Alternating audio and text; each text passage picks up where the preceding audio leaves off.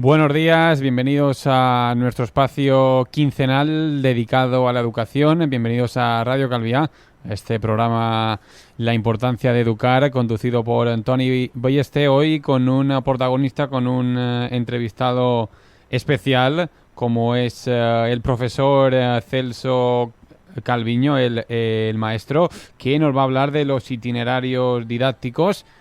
Sin más dilación, les dejamos con Toni Ballester. Hola, bon dia. Bon dia als oients de Ràdio Calvià. Avui tenim el privilegi de conversar amb una figura educativa que ha sabut transformar les passejades en aprenentatge, els espais naturals en aules obertes i els mapes en aventures didàctiques. Celso Calviño no és només un gran mestre, sinó un explorador de nous camins pedagògics. Parlem amb ell sobre els itineraris didàctics, una manera de fer escola que es mou, que respira i que connecta. Prepareu-vos per una conversa en qui ha sabut donar vida al territori com a recurs educatiu viu. Celso Calviño és mestre de vocació i geògraf inquiet. En dècades d'experiència en l'ensenyament ha estat impulsor de projectes innovadors que vinculen l'aprenentatge amb el descobriment de l'entorn. Reconegut per la seva capacitat per transmetre passió per la natura, la cultura local i les experiències compartides, ha guiat generacions d'alumnes per camins on l'educació transcendeix les parets de l'aula. La seva mirada sempre busca noves formes d'inspirar, incloure i connectar. Bon dia, Celso. Hola, com va? Bon dia, Toni. Hola, molt bé, molt bé. Bé, ara ja t'hem presentat. Comencem pel principi. Te volien demanar què és un itinerari didàctic? Bé, perquè mos entengui la gent, diré una mica, perquè explicatiu un poc, diríem, un itinerari no és més que una passejada, és un recorregut, però sempre des del punt de vista didàctic. Ben que dic que no és una cosa lúdica, no, és sempre basat en un aprenentatge, per conèixer aspectes fisiogeogràfics, històrics, culturals, i de qualsevol altra manera, d'un determinat lloc. I, indubtablement, d'aquesta passejada, d'aquest recorregut, sempre hem de portar unes conclusions i que serveixi, ja dit, de base d'aprenentatge per l'alumnat.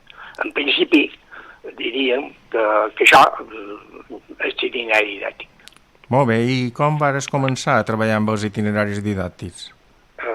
Sí, bé, jo som des que va acabar la carrera de magisteri, als anys 70, d'aquest segle passat, llavors vaig estudiar geografia i història, bé, i en aquell temps sabem el que era, emprava una escola que podíem dir tradicional, una escola on sempre havia estat el mateix, on el llibre i la feina a dins l'aula ho era tot, i bé, tu ho saps, doncs això. I jo, com moltíssims de mestres, creien que l'escola també havia de ser una altra cosa, que fos activa i que l'alumnat indubtablement s'impliqués dins el seu procés d'aprenentatge. És a dir, que pogués aprendre d'allò, de recursos que hi havia en el carrer, la barriada, en el poble, el municipi, a l'illa. I a començament dels anys 80 jo me vaig trobar amb un altre company, amb en Pau Bibilon i Jaume, que tenia les mateixes inquietuds, dir que també volia cercar una alternativa en aquella escola tradicional. I amb ell vaig començar a fer uns itineraris didàctics. En aquell temps estàvem a escoles de Palma, vam estar plegats, un parell d'escoles plegats de Palma, i vam començar a fer uns itineraris didàctics per dins Palma. Però també en vam fer per altres llocs de l'illa. I amb ell vam dur a terme, també, puc dir, relacionades amb això, perquè això que volíem dur a terme una escola més activa, més participativa per part de l'alumnat, on s'empassin el que he dit, aquests recursos que ens oferia la natura, ens oferia l'entorn, amb altres activitats, com tu saps que van ser sort escolar.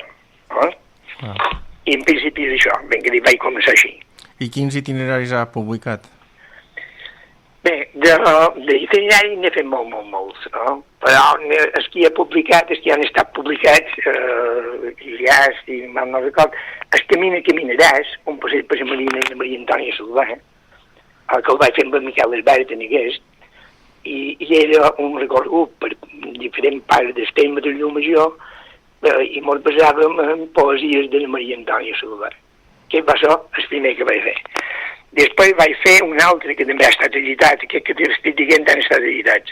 La muntanya dels santuaris, que és de la pujada a Randa, en el Puig de Cura, i aquell el vaig fer amb en Pau Bibiloni i en Ignasi Barceló. Un altre que també va ser publicat va ser de Serenal de Can Pastillo, que era un itinerari per la platja de Palma. Aquell el vaig fer en Jeroni i Sant Pol. Però amb ell, en Jeroni, en van fer molts, el que no publicats, no records, entre ells, ara puc anomenar perquè me vengui dins el cap, van fer Montull, un poble d'Esplà, llavors Vall de Mos, un poble de muntanya, és a dir, que van fer molts de feina en Jeroni i Sant Pol. I un altre que jo vaig fer tot sol va ser de l'Estovella, que era un itinerari de l'Estanyol a Calapí. I aquest darrer està molt relacionat quan se va construir aquest macroport i la central de l'Estovella, i per donar a conèixer com era aquest territori, com era aquest espai, m'entens? Perquè si gent se conscienciés va ser quan vaig elaborar aquell itinerari. I en principi és això. D'aquell, sí que vull dir aquell itinerari senyal de Can Pastillo, que estava basat, fem una mica d'estudi de lo que diríem que és part de l'economia més important d'aquí de Balears, que és el turisme, que s'ha tocat molt poc des del punt de vista didàctic, l'estudi del turisme, sobretot a dins primari. I aquell itinerari tenia molt que veure amb això. Molt bé, molt bé. Això és el que record. Molt bé. Sí. Molt bé. I on es poden trobar si volem fer un itinerari en l'escola o en la família? Aquests itineraris estan exhaurits, pràcticament tots ells, que jo sàpi, tots estan exhaurits, sí. I doncs potser seria bona idea, si se pot tenir permís del copyright, per fer un PDF i que pugui estar disponible per consultar les escoles. Sí. De totes maneres, també hi ha biblioteques que sí que en tenen, biblioteques dels ajuntaments, o també... A Marc, també. La biblioteca Marc, les biblioteques del Consell o dels ajuntaments o de la universitat, a magisteri, sí que en tenen, itineraris didàctics de totes les Balears, no sols de Mallorca, sinó de totes les Balears. Bé, i quin valor educatiu creus que tenen respecte de les metodologies tradicionals? És un poc el que t'he dit abans, ben que dir que la metodologia tradicional centrava tot en l'aprenentatge, i tota la feina era dins l'aula. Els itineraris engloben part conceptual, procedimental i actitudinal, perquè aquella escola tradicional estava molt basada en el que dic, en l'aprenentatge. En canvi, els itineraris hi ha tota aquesta altra part, diríem, tant per d'observació, de relacionar, d'interpretar coses, i llavors la part actitudinal és molt important. El que nosaltres sempre vam fer, o sempre he fet quan he elaborat un itinerari, és començar pel comportament que ha de tenir l'alumnat des que surt de l'escola, si és un itinerari urbà, com han d'anar per les aceres, sense molestar vianants, com també el comportament dins l'autocar, ben que dir que des del començ fins al final la part actitudinal és molt important, cosa que abans, torno a repetir, a l'escola tradicional s'estava centrant més en altres aspectes. Molt bé. I crec que això és una cosa a tenir molt en compte. Molt bé. Hi ha alguna experiència que t'hagi marcat personalment amb aquest tema? El que sempre he tingut molt m'ha cridat l'atenció als itineraris, com he dit abans, altra feina, experiència que he dit de tema de sort, que tenen molt que veure, molt relacionades amb les altres, és que l'alumne que tenia certes dificultats o poc motivats, el interessava, la sortida els agradava, eren participatius i perquè sabien contestar d'una cosa que ja fugien més d'això. Això és una de les coses que sempre he tingut en compte dels itineraris també, que és una gran cosa, motivar gent que moltes vegades costa més motivar-los dins l'aula. Molt bé. I com integres aquests interessos de l'alumnat a l'hora de fer un itinerari? Els aspectes de les coses que ens agraden en els alumnes ho relaciones en cada una de les aturades que fas a l'itinerari? Com se fa això? Bé, cada aturada té un punt que tu ja has d'haver preparat i s'ha d'haver preparat això, perquè també la preparació vol dir també preparar els alumnes per allò, que jo, si en un cas em parlaré més d'això, perquè tengo el tema del que em demanes. Jo crec que l'important d'un bon itinerari n'hi ha molts, indudablement, però els més importants que el professorat que el dissenya ha de pensar sempre en el que sap l'alumnat, és a dir, des d'on partint del que sap l'alumnat i anar a fer. Perquè jo el que crec és que és el mateix professor que ha de preparar els itineraris. És vera que hi ha molt d'allò que t'ofereixen itineraris ja fets això, però potser no estan adequats per aquell alumnat que tu tens. Per tant, jo crec que això és molt important. Pensem allò que... Una altra cosa que també crec és que el professor ha de conèixer bé el lloc on se realitzarà l'itinerari. Tant si l'ha fet ell com si no, perquè llavors ha de poder dur a terme un treball sobre ell, no només durant. I una altra cosa també és això, que un itinerari no només és el que te dic, realitzar-lo, sinó que s'ha de treballar abans, durant i després. I una altra cosa que crec molt important en tot això, a l'hora de confeccionar o a l'hora de dissenyar un itinerari, és que ha d'estar embricat dins el currículum, no fer-lo perquè sí. I que sobretot és un itinerari, com repetir, és didàctic, no d'una simple excursió. Els pares poden anar d'una excursió que sigui tot part lúdica i aquestes coses, però crec que l'itineraris dins l'escola és una classe més, el que no la fas dins l'aula i la fas a l'exterior, i crec que és això. Molt bé, molt bé. I hi ha diferències entre crear itineraris per etapes diferents, com infantil, primari, secundari, segons l'edat dels alumnes? Sí, indudablement sí. Si fas un itinerari infantil, indudablement canvia molt d'un de primari o de secundari. Jo també sempre he cregut que dins els itineraris sempre no és allò d'anar i fer itinerari i no, han d'aprendre uns als altres. Jo sempre, sobretot en Vilani i Sant Pau, vam fer, i amb en Pau i Vilani exactament igual, fèiem un quadernet amb unes preguntes que moltes vegades el devíem fer entre tota la classe, quan si fos partint d'un mètode de projecte, és exactament igual. Que hauríem de veure aquell itinerari que anem aquí de sa, i podríem estudiar això i podríem veure això. I el que crec és que s'ha de fer sempre cosa. Ben que dir, el que diferencia infantil de primari i secundari és que un lloc ha de ser tot més, diríem, tal vegada un poc més lúdic, infantil, i que sigui cosa més d'observació i cosa d'aquestes que hi ha dins primari i secundari que consideri, i ho he cregut sempre, que ha de quedar cosa escrita. L'alumnat ha de prendre nota i ha de saber agafar allò que interessa, per llavors anar parlant de cada aquella cosa que a dins l'aula. Bé, no sé si t'he contestat. Sí, clar. Molt bé. I ens has parlat de la motivació. Habitualment, l'alumnat davant aquest tipus d'activitats, quin aspecte té en relació a la motivació? Pots ampliar un poc més? La motivació? Sí. Mira, un alumne de totes aquelles coses que pot anar deduint ell, veient ell, no és una cosa tancada, una observació. Una observació pot tenir diverses interpretacions. Tot alumnat, per sigui en nivell que tinguin en aquell moment, ell pot fer una interpretació d'allò. És a dir, que ell sempre se troba motivat per fer-ho. M'explic. No és una cosa tancada que quan tu li dones un determinat exercici que ha de comptar allò, no. Sinó que, perquè una de les coses, l'activitat que hi ha molts itineraris, observar aquestes coses i dedicar el que vos pareix. Una interpretació pot ser de com és ara un determinat tipus, jo que sé, de paisatge i com devia ser abans.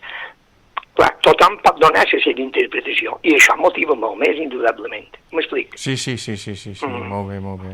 I doncs és molt satisfactori per als alumnes, sobretot per a alumnes més desmotivats o que no tenen tant interès. Sí.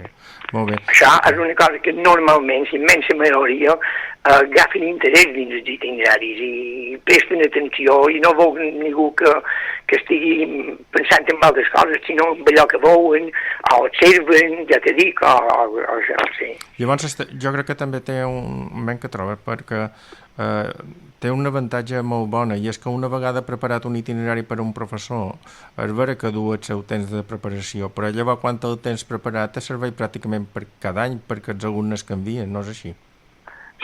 Sí, perquè ja t'he dit que canvien molt poc. Si estàs en una determinada escola o determinat institut, l'alumnat que te ven, normalment, home, sempre hi ha diferències, però sempre venen un mateix bagatge, m'entens?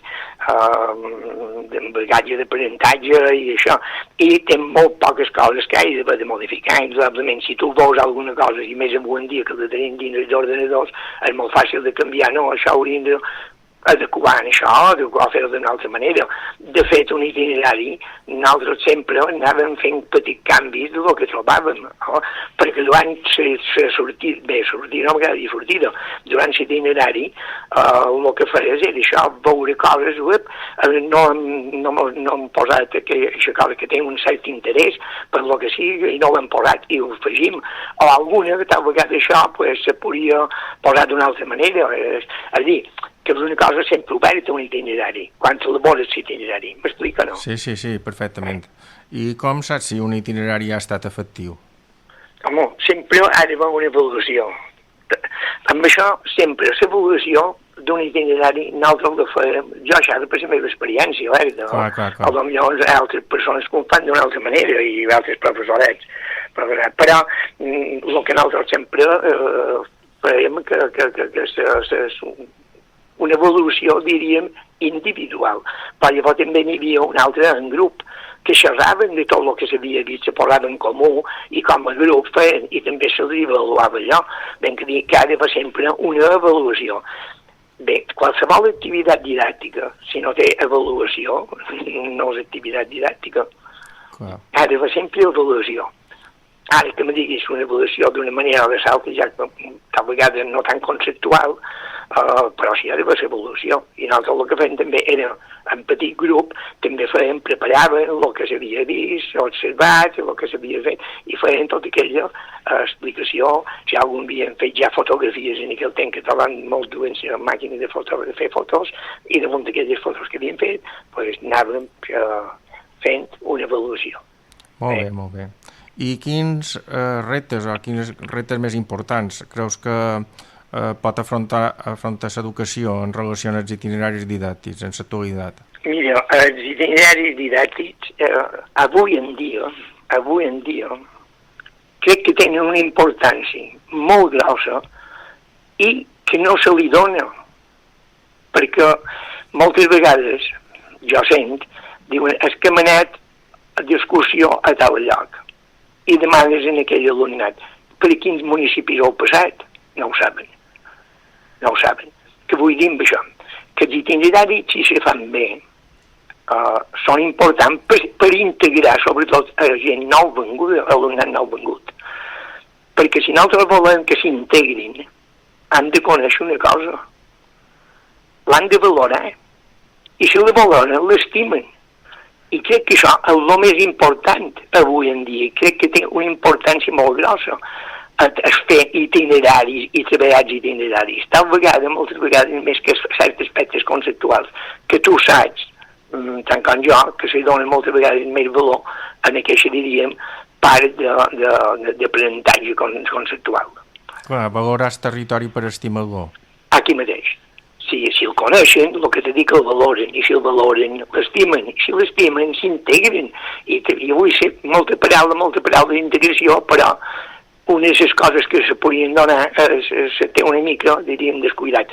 Com que jo veig que els itineraris se fan visites a llocs, i se fan certes sortides a llocs, però itineraris treballats, itineraris de treure un suc, un aprofitament didàctic, quan dic didàctic tinc tots els aspectes, sobretot formatiu, m'explic. Això és el que integra a l'alumnat. Donem a conèixer el territori, i crec que no hi haurà molts de problemes, també no hi serien. Però és una manera de pensar meu personal, això. Clar. I com t'imagines els itineraris d'aquí a 10 anys? Creus que a cada aturada se podria utilitzar les noves tecnologies? Com ho veu? No, mira, jo, les noves tecnologies també, per això les noves tecnologies de que no, crec que no s'ha de fer un abús a dins les aules, que moltes vegades se fa. Jo el que crec que emplear-los és necessari, perquè estan aquí, s'han d'emprar, i que és molt bo. Jo me'n recordo que en el final, ja quan m'estava a punt de jubilar-me, potser 2 anys abans o 3, van arribar a ser pissarres digitals. Allà agafar fotografies i explicar coses d'aquells itineraris que farà, ja sabia molta cosa d'això, ajuda molt. I jo crec que tot això pot ajudar. Però no només diríem la part aquesta. Jo crec que és trepitjar el territori. És conèixer el territori, però de primera mà, crec que és el bàsic, Toni. Clar, les noves tecnologies, per tant, pel que dius, són per ajudar, no per abusar. Clar, per ajudar, i és una gran ajuda, ja no estic en contra, alerta, no pots estar en contra d'una cosa que està aquí i s'ha d'emprar. Ara bé, crec que també ha d'haver una mesura, hi ha d'haver de tot, i crec que el que t'ho repetir, crec que és trepitjar el territori, com per a bé. Molt bé, molt bé. I tens algun referent educatiu que t'hagi influït? Per fer els itineraris. Sí, o sigui en general amb educació? Sí, no, jo sempre dic una cosa. Quan se va fer la llei de 2 de desembre del 70, que es van fer aquelles orientacions, ja en aquell temps, que va ser la primera, diríem, obrir un poc l'educació cap a una societat que era necessari, necessitava un canvis educatius dins l'escola. Dins d'aquesta llei ja posava per primera vegada que s'havia de sortir de fora de l'escola. I allò me va quedar molt gravat, allò. Però una altra de les coses que també m'han marcat, que supos tu coneixes molt també, perquè l'has llegit com jo, és el que deien de Besar Vicet. De Besar Vicet, que si s'ha de prendre un lot, qualsevol cosa, millor sortir de fora, jo que sé, ara posem un exemple, però si hem d'estudiar que és el que es fa als itineraris, però podem mirar arbres, determinats arbres, si s'usina, com té la fuga, com no té la fuga, si és peciolada, no peciolada, el que sigui, que s'aprèn molt més de fora que dins l'aula parlant d'allò, amb un llibre de text, i això és així. I jo amb de Besar Vicet també va ser un dels que em va fer, des que me va influir per dir no, l'escola ha de sortir de l'aula. Que en si és el que fan els itineraris, és sortir de l'aula, és fer una classe per a fora de l'aula. Això són els itineraris. Sí. I quins consells donarien els mestres que diguin ara jo vull començar a fer feina on manco per fer un itinerari cada any en els itineraris didàctics, què ens aconsellaria? Jo els diria primer de tot la importància que tenen, que és el que deia abans, per part d'integrar l'alumnat, donar a conèixer el territori, que el valorin, que l'estimin. Una altra també és que si el preparen tant itineraris com altres activitats didàctiques, si el preparen el mateix mestre, això motiva el mestre, te fa sentir actiu a tu també i això. I indudablement també és important per l'alumnat, perquè tu fas una cosa, elabores aquell material molt adequat a la capacitat del teu alumnat. I també, indubtablement, crec que això també va juntament amb altres coses que se poden tenir altres activitats fetes, però en principi és això. Jo crec que és molt important que el professor faci el labori material. Jo sempre recordo el que vam tenir un professor de pedagogia, Jaume, i el que mos deia sempre era que tot el material didàctic s'elabora per equips que no estan dins l'aula. Per això crec que els itineraris, si el d'elaborar el mestre, són importants als professors. Molt bé, molt bé. Ha estat molt important i atractiu. En Jaume Oliver, ara me sé, en Jaume Oliver. Molt bé, molt bé. Molt bé, perfecte. I ha estat molt important i atractiu, interessant el que ens ha dit, de gran atractiu i de motivació tant per l'alumnat com per el professorat. Moltes gràcies, mestre Celso Calviño. Estem encantats que haguis estat amb nosaltres aquí a Ràdio Calvià amb els nostres oients i fins una altra. Molt bé, Toni. Gràcies, fins després.